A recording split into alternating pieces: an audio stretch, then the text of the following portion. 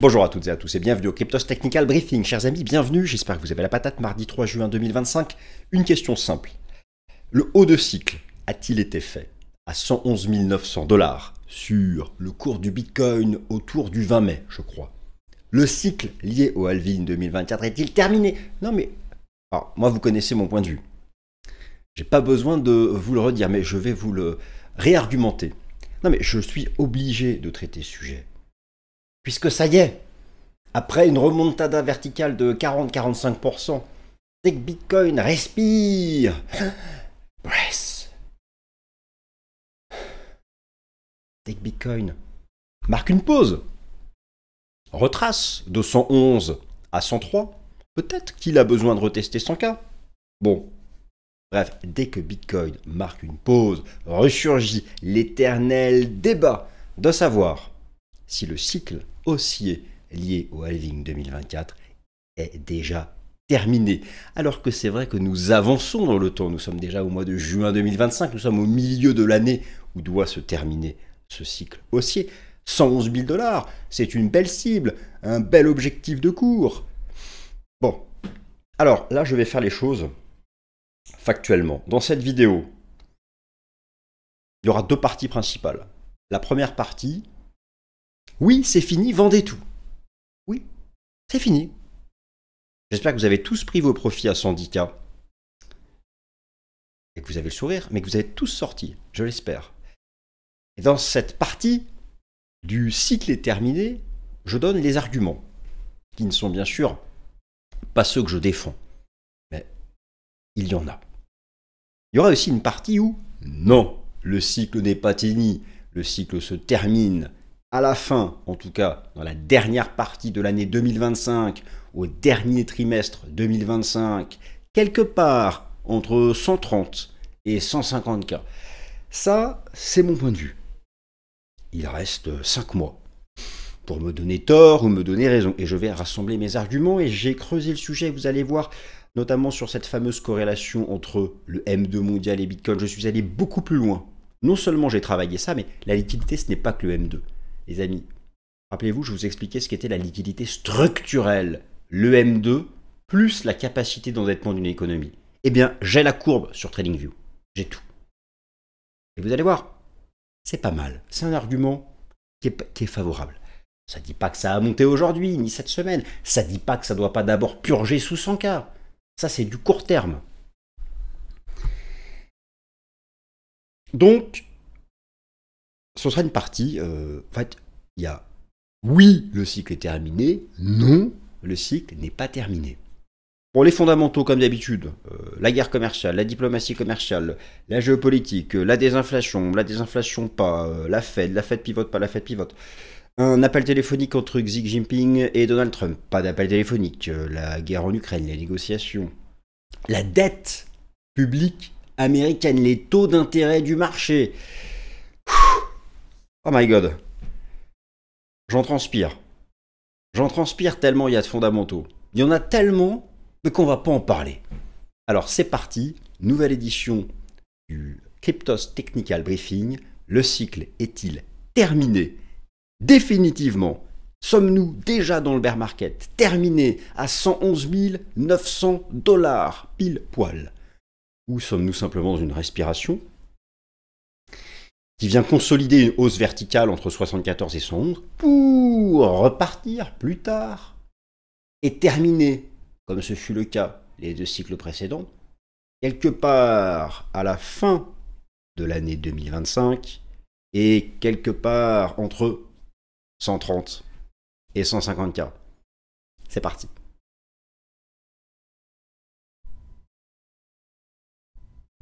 Ah, vous êtes déjà là. Excusez-moi les amis. Excusez-moi, je me réinstalle. Bon, je vais terminer ma petite séance de méditation. Bon, alors. Vous voyez, je m'installe sur mon ballon. Ah oui, je suis assis sur un ballon, vous avez jamais vu? Regardez, hop. Je suis assis sur un ballon de kiné. Ok, bon, alors, c'est parti mon kiki. Le cycle est-il déjà terminé? Alors oui, oui, oui et oui. Oui, c'est fini. C'est fini. Le cycle est terminé à 111 900 $. En soi, hein, on vient de 15 500, c'est pas dégueu. Mais un cycle terminé à 111 900 $, voilà qui ferait bien des déçus. On rêvait mieux, on espérait mieux sur ce cycle. Et puis surtout, il n'y a pas vraiment eu de saison des altes. Oh si, il y en a quand même eu en 2023, avant le halving. En fait, il y a tout eu avant le halving. Il y a eu le nouvel ATH avant le halving. Et il y a eu, rappelez-vous, la saison des meme coins. Tout le pump a été fait avant le halving. C'est pour ça que beaucoup sont déçus, parce que sont arrivés après le halving et après la victoire de Trump. Et là, il n'y a eu que dalle, quoi. Si, il y a eu 3 semaines de saison des altes en novembre, de mini-saison, hein, parce qu'en fait, il n'y a pas eu de saison des altes. Et même encore ce concept de saison des altes, qui a eu lieu vraiment une fois, en fait, à l'époque des taux négatifs. Enfin bon. Donc, oui, it's over, my friends.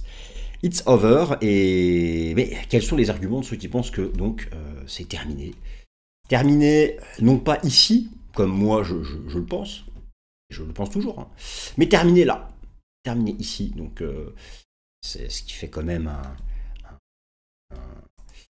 quelque chose d'appréciable. Hein. Ici, vous avez le graphique en données mensuelles. Je suis sur une échelle arithmétique, hein, donc l'échelle logarithmique, on voit beaucoup mieux le long terme, hein, mais l'échelle arithmétique, où donc le cycle a commencé là, à 15 000, et donc ce serait terminé ici. Voilà, en mai 2025, à 111 000.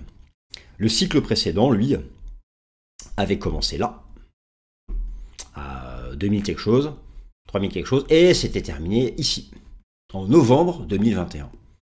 Un cycle, un bear market. Un cycle, et donc un bear market. Alors, quels sont les arguments de ceux qui vous disent « Vendez tout, c'est fini ». Déjà, ils ont pour eux, alors d'un point de vue temporel, ont-ils des arguments? C'est limité, c'est très très limité, ce qu'ils ont d'un point de vue temporel. Donc j'ai à nouveau tout mis à jour ici. Le cycle de 2012, qui est très particulier, mais je le mets quand même dans mon calcul. 2016, 2020, c'est la date des halvings. La moyenne est nous. Donc vous voyez qu'il y a quand même beaucoup de vert plus que de rouge. Et encore, je compare à la moyenne. On devrait même dégager 2012, parce qu'en fait, on n'a eu que 2 véritablement cycles avec lesquels on peut comparer, c'est 2016 et 2020, les plus proches de nous. Celui-là était très différent. Mais quand même, on ne va pas tricher, on intègre tout. Donc, nous sommes aujourd'hui 409 jours après le halving. En moyenne, les cycles se sont terminés 479. Ça, c'est parce que j'intègre 2012 dans la moyenne. Mais vous voyez qu'en fait, les 2 derniers, ça, c'est ce qui nous envoie en fin d'année. 525 jours et 547 jours. Nous sommes 209 jours après la cassure de l'ex-ATH. En moyenne, c'est 283. Donc là, on est vraiment en retrait des 3 cycles. Nous sommes 1303 jours après l'ancien record de l'ancien cycle. Donc, nous sommes 1303 jours depuis ici, le record de l'ancien cycle. 1303 jours et 1303 jours depuis le record de l'ancien cycle, c'est au-dessus de la moyenne. Puisqu'en moyenne, ça s'est terminé 1266 jours, largement au-dessus de 2012, par contre, très en retrait encore de 2016 et 2020. Donc d'un point de vue temporel, je dirais que là c'est la fin du cycle, donc le nombre de jours écoulés depuis la fin du bear market. En fait, ceux qui disent que le cycle est terminé, c'est parce qu'on a dépassé quasiment toutes les métriques de 2012. Effectivement, 2012 c'était déjà terminé. Donc si on termine maintenant, on termine entre 2012 et ces deux-là. Mais par rapport aux moyennes, vous voyez qu'il y a quand même beaucoup plus de feux verts que de feux rouges. Mais ils ont quand même ce feu rouge. C'est leur argument temporel pour dire donc que le cycle ici est déjà terminé. Mais leur argument en béton, je dirais, leur argument principal, c'est la divergence, les divergences hebdomadaires. Je vous montre ici un graphique qui expose les bougies japonaises du BTC donc en données hebdomadaires. Et effectivement, il y a des divergences. Ici, ce fut la fin du cycle précédent, en novembre 2021, avec un nouveau sommet sur le prix, contredit par le RSI, contredit par la ligne de MACD. RSI et MACD représentant ici le momentum. C'est vrai que tout commence par des divergences et tout termine par des divergences. Le début du cycle avait commencé par une belle divergence haussière. Et effectivement, là, nous avons un nouveau sommet, contredit par le RSI, contredit par la ligne de MACD. C'est un bel exemple. En même temps, il y a eu énormément dans l'histoire de BTC de divergences dans le passé. Ici, vous aviez une divergence. Ici, vous aviez une divergence qui n'ont fait que ralentir le cycle. Là, vous aviez une div. Le marché n'a fait que ralentir. Là, vous aviez une div. Le marché n'a fait que ralentir. Donc, effectivement, la divergence est une alerte. Mais la divergence n'est pas l'argument suffisant pour dire que le cycle est terminé. C'est une alerte. Donc, le marché peut très bien reproduire 2021 ou, ici, simplement ralentir avant de repartir. La chose, c'est que on ne peut pas comparer fin 2021 à notre situation actuelle. Ce cycle ici, le précédent cycle, ici, fin 2021, tous les modèles de valorisation de fin de cycle clignotaient orange. Attention, rouge, ça y est, assez fait. Tous les modèles de fin de cycle en novembre 2021 disaient que c'était fini. Là, je vais vous remontrer que ce n'est pas le cas. Mais, bon, attendez, je reste dans la... Je vais trop vite, là. Nous sommes dans la partie, c'est fini. Donc, ils mettent en avant les divergences. Divergence qu'on pourrait éventuellement aussi voir en mensuel, mais c'est pas une divergence cas d'école, c'est pas une divergence en zone extrême sur le RSI mensuel. Mais effectivement, il y a une contradiction prime-momentum. Il y a une contradiction prime-momentum. Alors ensuite, ceux qui pensent que le cycle est terminé mettent en avant la saisonnalité. Effectivement, l'été arrive. Alors l'été n'a pas commencé. Et d'un point de vue de la saisonnalité, l'été n'est pas la meilleure période. Bon, effectivement. Alors attention, en fait, l'été n'est pas la meilleure période. Rappelez-vous quand même, février-mars, qui était censé être des bons mois, parce que ça avait été super performant sur le cycle précédent, ça a été une cata, d'accord. Rappelez-vous le cycle précédent, avril-mai avait été dégueulasse, nous on a eu un super avril-mai, donc c'est une chance sur deux. Alors, mais tout de même, jouons le jeu, en termes de saisonnalité, c'est août et septembre qui sont pas top. Juin et juillet, c'est dans les cordes. Donc, mais voilà, ils mettent en avant le fait qu'on rentrerait dans un ventre mou en termes de saisonnalité. Alors, je continue leurs arguments pour dire que le cycle est fini. D'un point de vue fondamental, bien sûr, l'absence de pivot d'ici la fin du cycle attendu. C'est-à-dire que un cycle crypto, un cycle Bitcoin se termine à la fin de l'année qui suit le halving. Et au stade actuel, il n'y aurait pas de reprise de la baisse du taux d'intérêt des fonds fédéraux avant le 17 septembre. Donc un été compliqué sur le plan monétaire. Autre argument qu'ils mettent en avant, la faiblesse des alts. Effectivement, les alts représentés ici par Total 3, les alts qui ont approché en novembre dernier, suite à la victoire de Trump, leur record historique. C'est une synthèse des alts, je ne les prends pas une à une, et je fais Total 3, donc c'est tout le marché sauf BTC et ETH. J'ai dégagé ici la market cap de deux stablecoins, et effectivement, la faiblesse des alts. Alors en même temps, bon, là on est sur un niveau important à surveiller en daily, il ne faudrait pas casser ce support, mais la faiblesse des alts, et bien sûr la multitude des risques fondamentaux. Alors la faiblesse des alts aussi, c'est le ratio Total 3 sur Bitcoin. Effectivement, dans notre cycle actuel, il n'y a pas eu de saison des alts. Là, vous aviez le cycle de 2017, de 2016, où il y avait une poussée du ratio Total 3 sur Bitcoin. Là, c'est la magnifique saison des alts du cycle précédent. Et puis nous, il n'y a que dalle, ça continue de glisser. Alors là, je vous ai trouvé une divergence, encore une. Ouais, d'accord. Peut-être. Hein. Peut-être que ma div finira par marcher, que ça pumper, on verra, j'en sais rien. Mais je vous donne les arguments.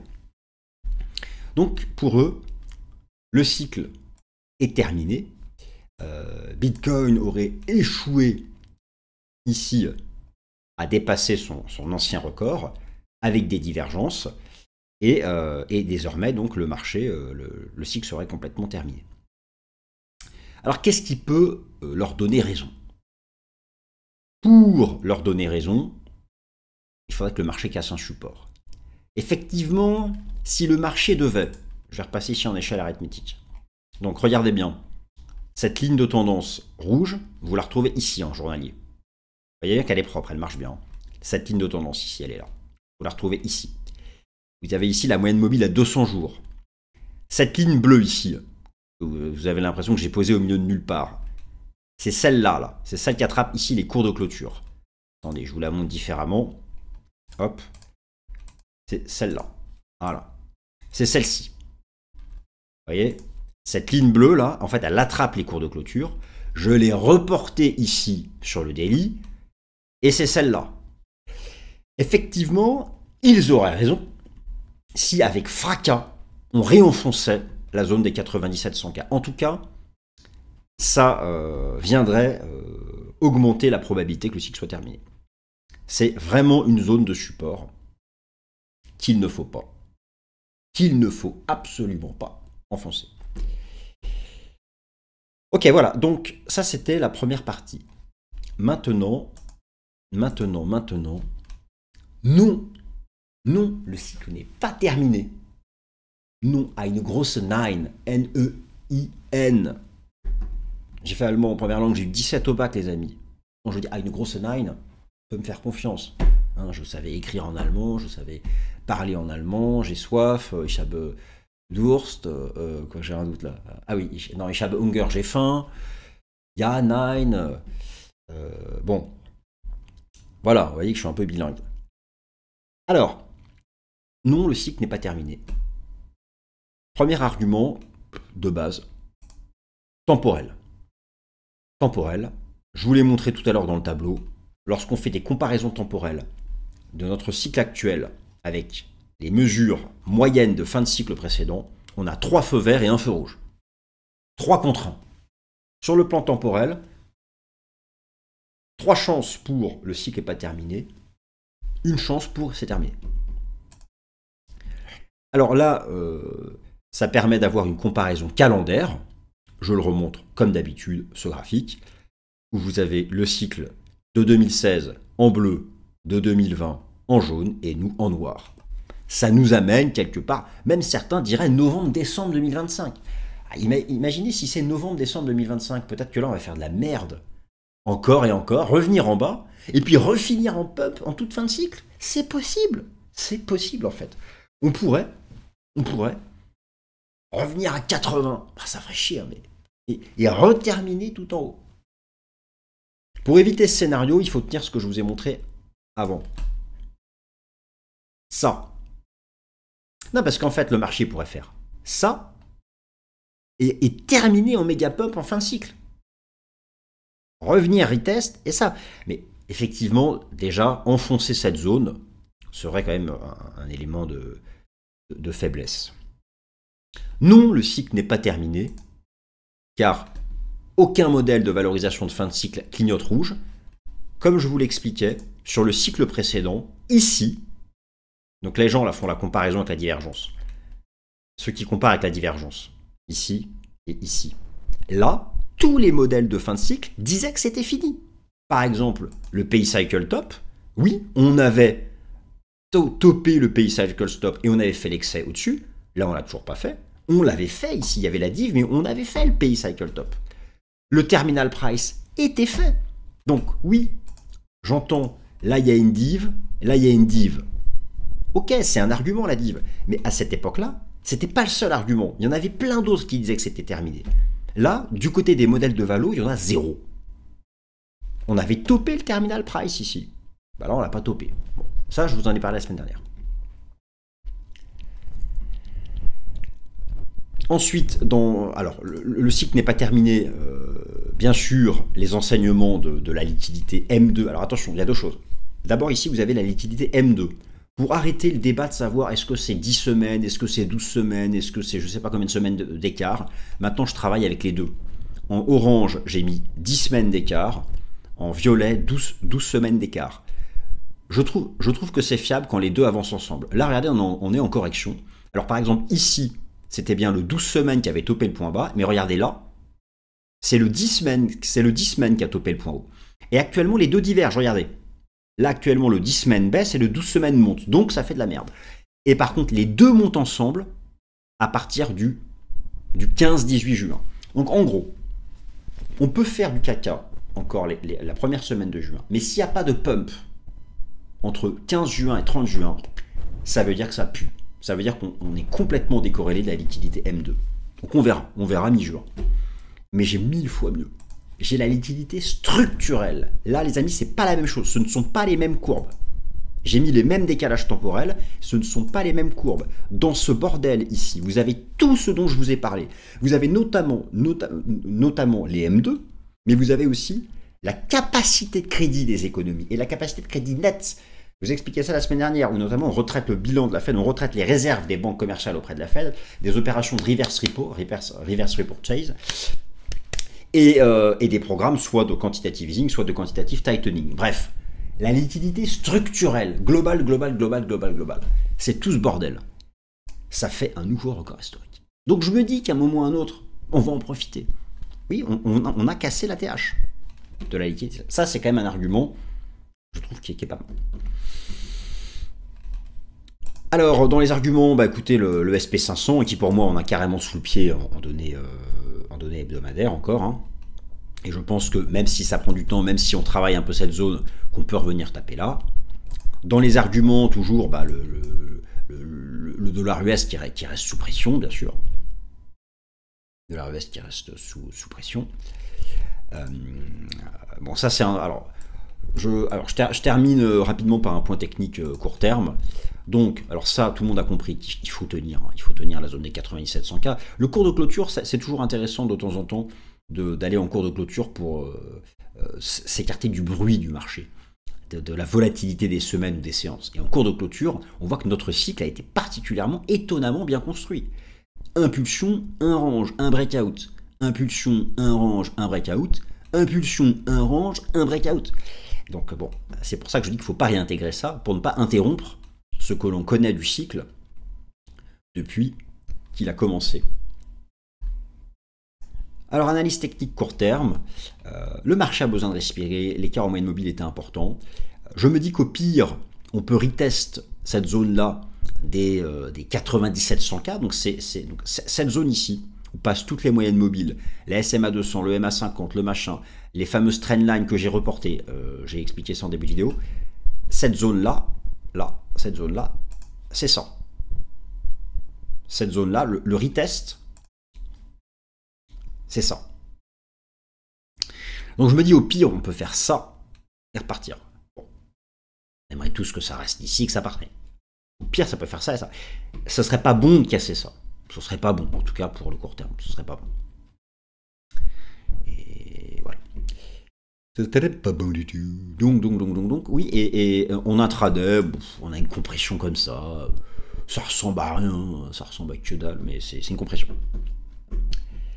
Alors les alts, les poteaux, les alts, il faut surveiller ça sur Total 3. Ça reste faible, ratio Total 3 BTC, tant que ça glisse, il n'y a pas de pump. Alors il y a peut-être des divs, hein, donc l'espoir est permis. Hein. Pareil sur mon ratio altcoin Bitcoin, Others sur BTC, il y a des choses là, mais c'est vrai que pour l'instant, il ne se passe parfois pas grand chose. Par contre, oui, ETH tient bien, donc ETH, la même chose que la semaine dernière. Tant qu'on est au-dessus de 2000, 2100, c'est bullish. Solana, tant qu'on est au-dessus de $100, c'est bullish. BNB, tant qu'on est ici au-dessus de la trendline, c'est bullish. Hype. On dit hype ou hype? Hype. Bon, bah ça fait partie des... Il y a comme quoi il y a des alts qui sont bullish. Bon, ok, bah très bien, qu'est-ce que je peux dire de plus à part le fait que c'est bullish? Il n'y a quasiment pas d'historique technique, qu'est-ce que vous voulez qu'on puisse calculer? Simplement, ça vaut 10 milliards, c'est pas excessif non plus. On peut se poser la question, quand on arrive sur un jeton comme ça, on se dit, le truc est déjà tout en haut. Alors c'est vrai que maintenant, on a cette zone qui agit sans support, mais est-ce que d'abord ça va faire un A, B, C? Vous voyez, bon, moi, j'ai une règle de base. Quand un truc pomme comme ça à mort, tout le monde a envie de l'acheter. Raisonner différemment, il faut acheter sur support. Est-ce qu'on est proche d'un support là? Non. Voilà. Le truc est bullish, je suis d'accord. Le truc est bullish. Est-ce qu'on est sur un support? Non. Voilà. Donc, un truc qui est bullish, c'est bien, il faut chercher à l'acheter, mais pas n'importe où. Donc, si ça se prend une claque et que ça revient sur support, pourquoi pas? Est-ce que c'est dans l'absolu cher maintenant? Non, ça fait 10 milliards. C'est quand même une des cryptos les plus chères maintenant. Mais ça reste pas excessif, hein. C'est pas une market cap de 100 milliards. Donc c'est bullish, mais ça s'achète sur support. Voilà les amis. Alors, d'après vous, Est-ce que le cycle est terminé à 111 900 $? Ou y en a-t-il encore sous le pied? Moi, pour moi, j'ai pas d'inquiétude. Et même si on fait pas grand-chose cette première semaine de juin, je serais inquiet si d'ici début juillet, on se retrouve tout en bas et là, il faudra commencer à... Disons que par rapport à tous mes indicateurs de liquidité, j'attends quelque chose de sympathique mi-juin, dernière partie de juin. Donc c'est là où je commencerai à être très déçu s'il ne se passe rien. Merci de m'avoir écouté, j'espère que ça vous a plu et passez une bonne semaine, salut.